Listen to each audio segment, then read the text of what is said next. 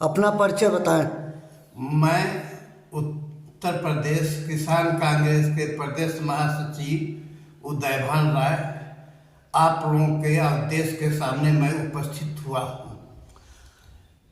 आज 2024 के चुनाव की लगभग अधिसूचना जारी होने वाली है और कांग्रेस चुनाव मैदान में आई है। क्या रणनीति है कांग्रेस की? कांग्रेस की रणनीति है कि गठबंधन बनाना।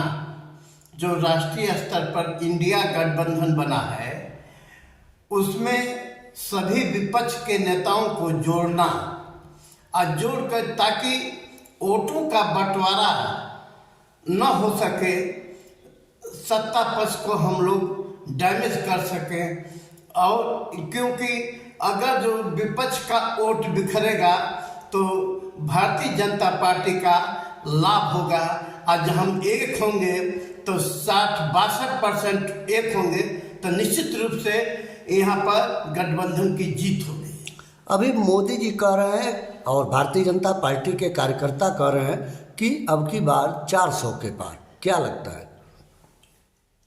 ये जिस तरह से आदरणीय प्रधानमंत्री जी ने सन 14 में नारा दिया था 2 करोड़ लोगों को रोजी रोटी देने का, 15 लाख कर्जा माफ करने का, फिर किसानों का अच्छा दिन आने का, जो उन्होंने वादा किया था उसी तरह से वो जुमला साबित हुआ, एक भी पूरा नहीं आया। उसी तरह से मोदी जी का जो 400 का पार का नारा है बिल्कुल मिथ्या, हास्यास्पद और गलत है, जो कि सत्य से परे है।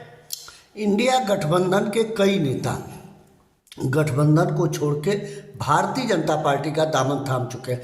क्या लगता है इससे इंडिया गठबंधन को नुकसान हुआ है?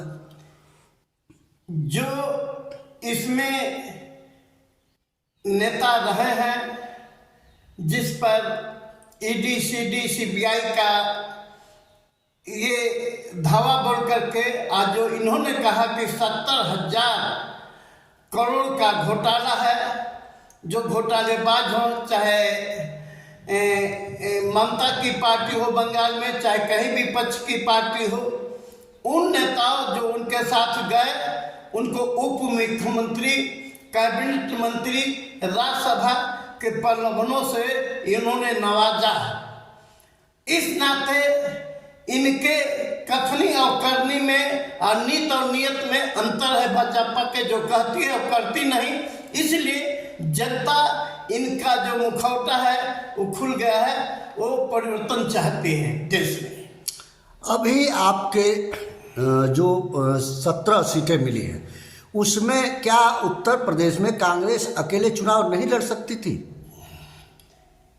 कांग्रेस 80 सीट लड़ सकती, तैयारी थी, लेकिन जब गठबंधन धर्म होता है तो लेन देन के आधार पर होता है। उसके तहत पार्टी ने जो विपक्ष की पार्टियां गठबंधन बनाया तो उसमें लेन देन के आधार पर जो पार्टी को सीट मिला उस पर वो लड़ रही है। अभी आप स्थानीय रूप से घोसी लोकसभा क्षेत्र से आते हैं। घोसी जो कांग्रेस की गढ़ की सीट रही है, यहाँ के माननीय कल्पनाथ राय जो कद्दावर नेता थे और कहीं ना कहीं मऊ के जो जनक कहे जाते हैं, उनकी सीट को भी आपने समाजवादी पार्टी को दे दिया। ये कहाँ तक न्यायोचित है? यह गठबंधन धर्म के अगर जो निभाना है गठबंधन को, तो दूसरी पार्टियों की बातों को सुनना है।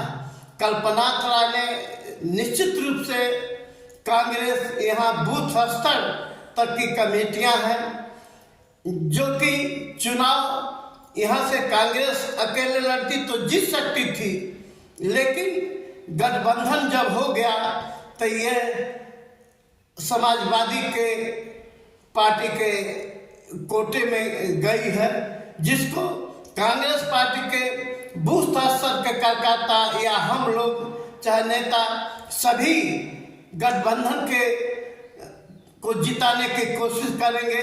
यहाँ से गठबंधन जीतेगा। भाजपा के समर्थित चाहे भाजपा पार्टी की घोषित 70 लोकसभा से हार होगी। हम ये कह रहे हैं कि घोषी को भारतीय जनता पार्टी ने भी अपने जो है किसी दूसरे दल के सहयोगी को दे दिया और कांग्रेस ने भी दे दिया। दोनों राष्ट्रीय पार्टियों ने घोषी में स्वयं लड़ने से क्यों कतरा रही हैं, क्यों भाग रही हैं? कांग्रेस कतरा नहीं रही है। माननीय जो राष्ट्रीय अध्यक्ष है गठबंधन के लोग, उन्होंने ये कहा कि ये सीट हमको दीजिए, यहाँ पर हम विजय हासिल करेंगे। इस नाते जबकि हम लोगों से हाईकमान से, प्रदेश अध्यक्ष जी से और कांग्रेस के कार्यकर्ताओं से बात हुई थी कि ये सीट कांग्रेस को छूटेगी, लेकिन गठबंधन धर्म को अगर जो निभाना है, एकता को लेकर चलना है इंडिया गठबंधन को, और जो सत्ता में आना है तो अपना लाभान सोच करके राजनीति नहीं होती है। ये बाहरी लोगों को भगाओ, घोषी बचाओ, बाहरी भगाओ, घोषी बचाओ, यहाँ तमाम कैंपेनिंग चल रही है। उसको लेकर क्या आप गठबंधन के सहारे आप जनपद के किसी नेता को अपना प्रत्याशी बनाएंगे या भारतीय जनता पार्टी की तरह बाहर के ही प्रत्याशी को मैदान में उतारेंगे?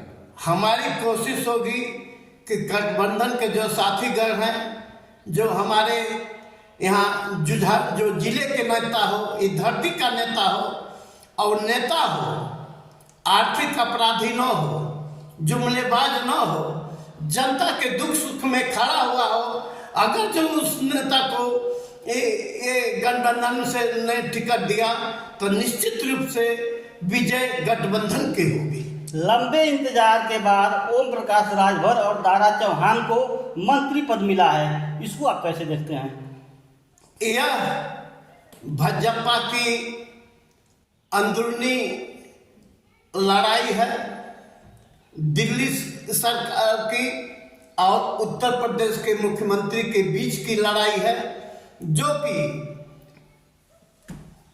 ये नहीं चाहते हैं लोग, और वहाँ जो है इसको बनाए हुए, जबकि जनता ने दारा चौहान को ठुकरा चुकी है और ओम प्रकाश राजभर को भी कोई नेता मानने के लिए तैयार, नेता कभी थे नहीं, लेकिन एक जात के नाम पर भर जात के वो करते हैं, जबकि उनके साथ भर जात भी नहीं है।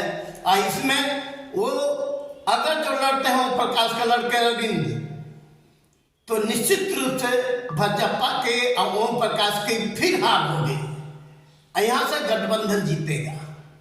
वही ओम प्रकाश राजभर जब सपा में आए तो अच्छे थे और पुनः भाजपा में चले गए हैं, तो विपक्षी दल आरोप लगा रहा है।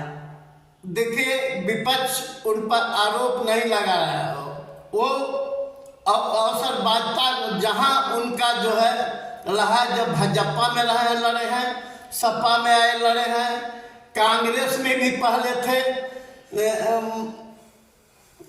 मीटिंग वो किए और कांग्रेस के बल पर उन्होंने बढ़ा, लेकिन ओम प्रकाश जी किसी के साथ अस्थायी रूप से टिके नहीं। वो टिकाऊ चीज नहीं है, केवल राजनीति को, अपने जात को ब्लैकमेल करके राजनीति करते हैं। बहुत बहुत धन्यवाद।